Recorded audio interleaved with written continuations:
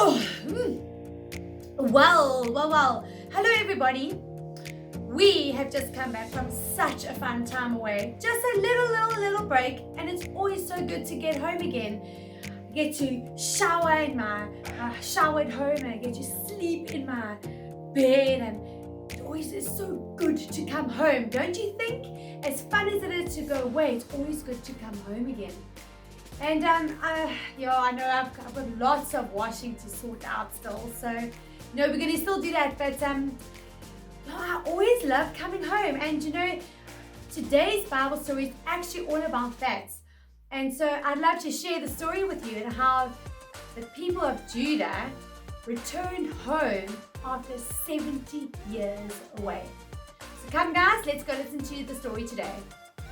Okay, so we're going to start off where initially the Israelites had been living in Jerusalem and they were sent to Babylon. And this is where they were living for the last 70 years. Alright? And Cyrus is the king of Persia. He had taken over Babylon. But God actually changed his heart. And so he said, let all of God's people go back to Jerusalem, so that they could rebuild the Lord's temple. And they gave them gold and silver and animals. And so the exile was now over. God's people were free to go back to their homes. They were ready. They had what they needed. And so a guy called Zerubbabel, it's a really interesting name, Zerubbabel, and the high priest led God's people back to Judah. They had been away for 70 years. It's like a whole lifetime. And there were thousands of people, and so they settled in their hometowns and they set up their houses, and then the people met together in Jerusalem to rebuild the Lord's temple. And this is where the story now gets a little bit interesting. Okay, so it's getting a little bit late, and so I need to do my washing while I tell you a little bit about the story. So I'm going to carry on, So all these guys go to Jerusalem, and they decide that they are first going to rebuild the altar in exactly the same place that it used to be. That's exactly what they wanted to do, right? And, just getting some more washing out. When it was finished, when the altar was finished, they decided that they would offer burnt offerings to God as a symbolism of their worship. And they believed that God had told them all that they needed to do, and they decided that they needed to worship God and make sacrifices to Him. So that's quite an interesting thing, that they worship God like that.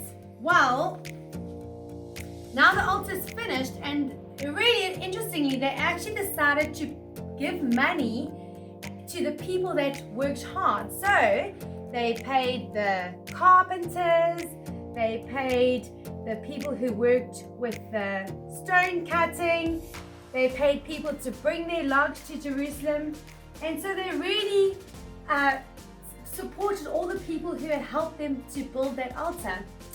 Well, finally when they were set and ready, they decided it was time to get the foundations going for the temple.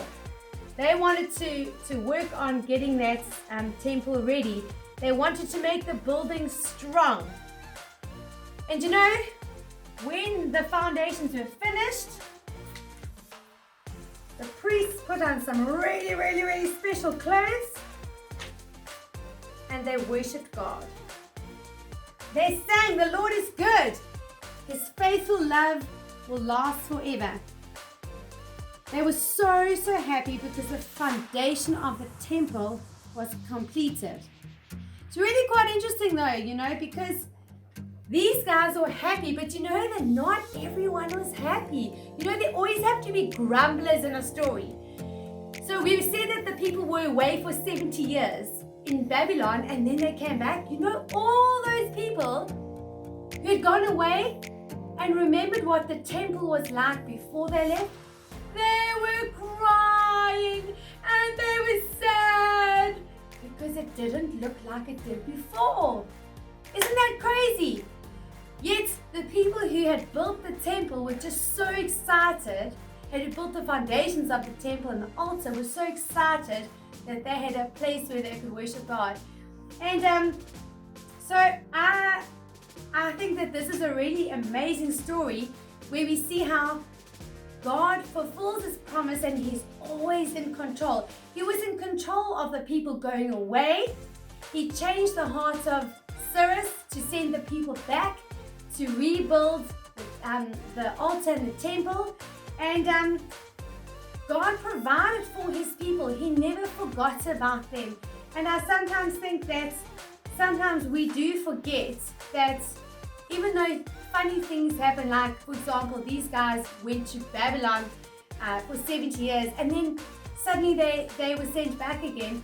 God does surprise us. So He is in control and things can happen, but He often surprises us with something exciting happening. So once again, boys and girls, I want to encourage you to keep your eyes open for what God is doing around you and in your own life. Remember, He is in control, just like He's been in control of these people's lives. But more excitingly, keep looking for what He's doing. So, boys and girls, thank you for joining us today. Hope you're going well with your Truth Challenge, and be sure to join us next week for the Father's Day Kids Talk. So, have a great week. Bye, guys.